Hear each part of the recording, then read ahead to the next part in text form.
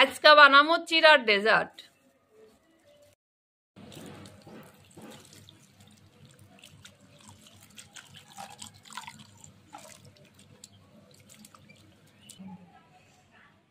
পরিষ্কার করে ভালো করে ধুয়ে নিছি।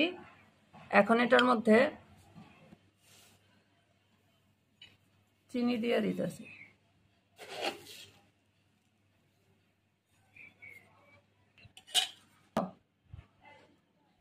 এখন দিয়ে দিব দুধ।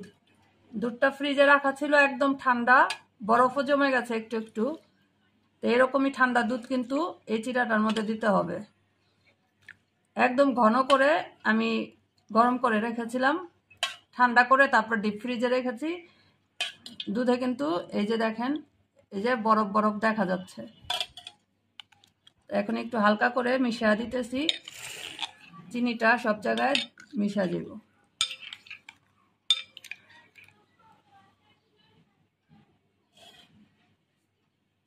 এখন আমি নিয়ে নিছি এখানে কলা।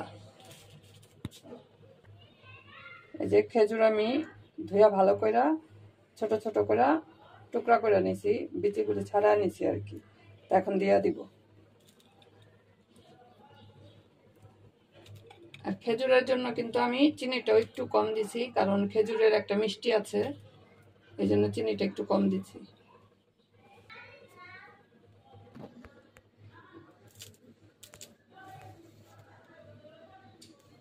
এভাবে করে মাঝখান থেকে কেটে তো কলা আর খেজুর উপর থেকে দিয়ে দিলাম, কিন্তু এটা রেডি হয়ে গেছে। এখন নর্মাল ফ্রিজে রাখা দিব, ইফতারের সময় বের করব। এখন ঠান্ডা ঠান্ডা এই চিড়ার ডেজার্টটা কিন্তু খেতে খুব মজা। আপনারাও বাসায় তৈরি করে খাবেন, আশা করি আপনাদের কাছেও ভালো লাগবে। বিসমিল্লাহ।